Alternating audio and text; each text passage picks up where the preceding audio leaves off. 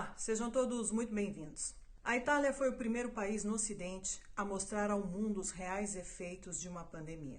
Um vírus invisível que provocou uma catástrofe mundial sem precedentes. O início foi marcado pelo trauma, pessoas doentes, mortes, isolamentos, incertezas, lockdowns, máscaras, testes e decretos de leis impostos pelo governo na calada da noite. Médicos proibidos de visitar seus pacientes, mortos impedidos de fazer autópsias, corpos que se acumulavam pela burocracia tradicional somada às novas regras do vírus. Resultado? Caos. Médicos, enfermeiros, caminhoneiros, portuários, entregadores e todo aquele que era considerado essencial pelo governo trabalhava, produzia, fazia hora extras, sem medir esforços. Todos esses trabalhadores, no auge da pandemia, colocaram suas vidas em risco. Muitos deles se isolaram de suas famílias e, sem equipamento de proteção adequado e sem nenhum tipo de imunização, enfrentaram aquele que deveria ser o pior período de suas vidas. O governo italiano será lembrado como um governo que cometeu erros mortais. Um governo que sacrificou a vida de milhares de pessoas, começando pela gestão da pandemia.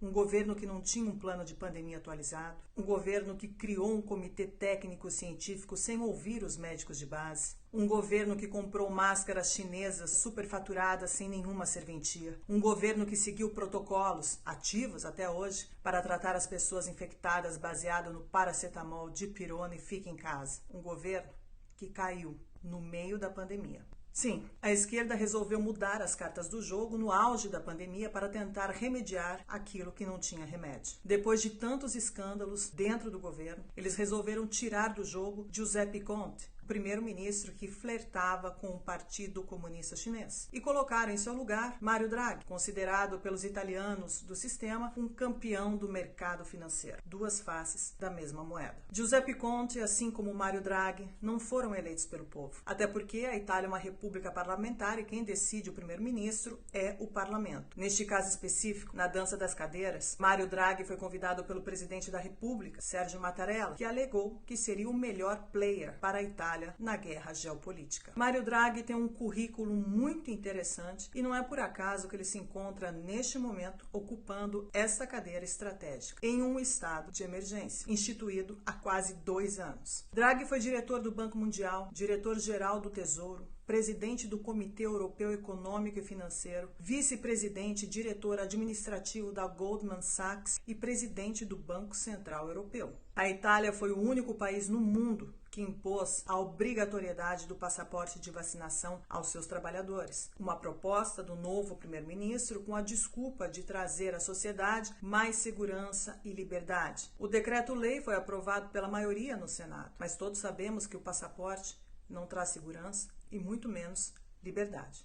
Depois de tantos meses registrando falências e a pobreza aumentando, os italianos chegaram no limite com as imposições draconianas. As manifestações contra as medidas liberticidas do Estado começaram a tomar conta das praças por semanas consecutivas. Hoje, contamos mais de 3 meses incessantes de manifestações. A maior delas aconteceu no dia 9 de outubro, reunindo na Praça do Povo em Roma pelo menos 70 mil pessoas. Uma manifestação autorizada, organizada, reunindo famílias, crianças, idosos, estudantes, que tinha como objetivo ser apartidária. Até que o representante do partido Força Nova, de extrema-direita fascista, sobe ao palco em busca de protagonismo e incita seus seguidores a ir até o Sindicato dos Trabalhadores. Uma proposta provocativa e estranha para uma maioria que estava ali protestando pacificamente. Todo o foco daquela praça cheia de gente de bem passou ao Sindicato dos Trabalhadores com cenas de violências orquestradas, desprezíveis e repugnantes, que remetia às cenas do Capitólio nos Estados Unidos no início do ano.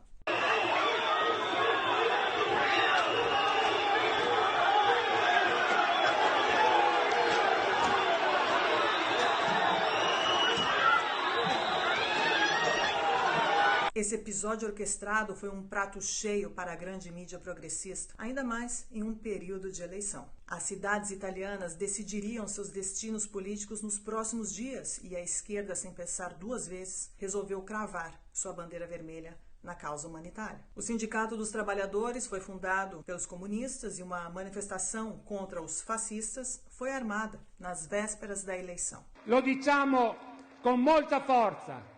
ed è bene che tutti aprano le orecchie. Noi organizzazioni sindacali confederali, noi che vogliamo rappresentare il mondo del lavoro, vogliamo essere protagonisti del cambiamento che è necessario mettere in campo. L'occasione che abbiamo di fronte è un'occasione irripetibile.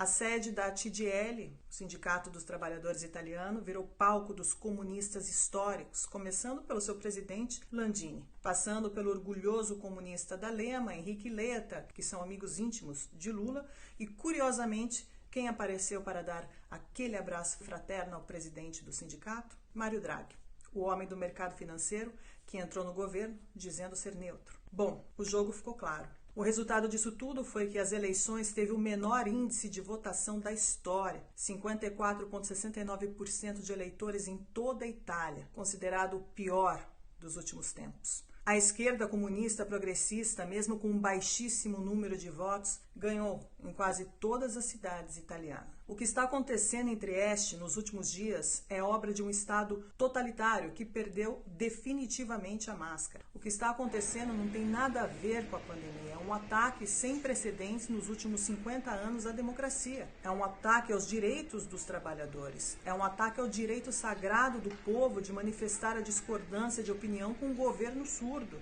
que decidiu eliminar o povo de suas decisões. Depois do abraço de Mário Draghi ao presidente do sindicato, Landini, durante a manifestação da esquerda, deixou ainda mais claro aos trabalhadores o jogo sujo político. O fato do sindicato apoiar o passaporte de vacinação e não proteger seus trabalhadores trouxe ainda mais indignação. Aqueles que deveriam proteger os direitos são aqueles que estão tirando todos esses direitos. Miei tre figli, Sabrina, Antonio, Sofia, papà è qua per voi, per la vostra libertà.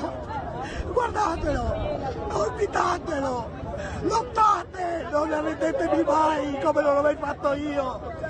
Papà mi vuole bene, è qui per voi.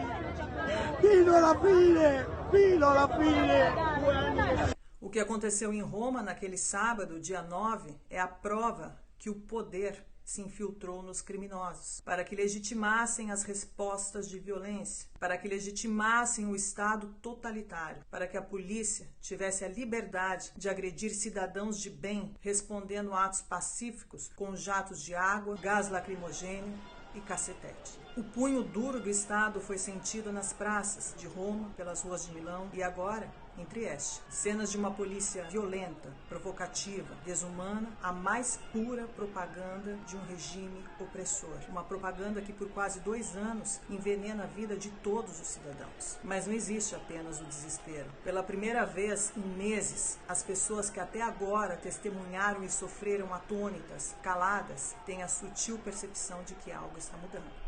As pessoas que foram obrigadas a se isolar durante esses meses saíram às ruas para manifestar e viram que não estão sozinhas. Elas entenderam que não é verdade que o povo não serve para nada, muito pelo contrário. Trieste hoje virou o símbolo da resistência italiana, o símbolo da soberania de um povo que luta junto, de mãos dadas, defendendo suas liberdades e o futuro de seus filhos. Trieste chama todas as cidades italianas e todos os países do mundo a se unirem a esta luta. Trieste deu vida a um protesto. Todos os refletores do mundo estão voltados para os pedidos dos manifestantes neste momento.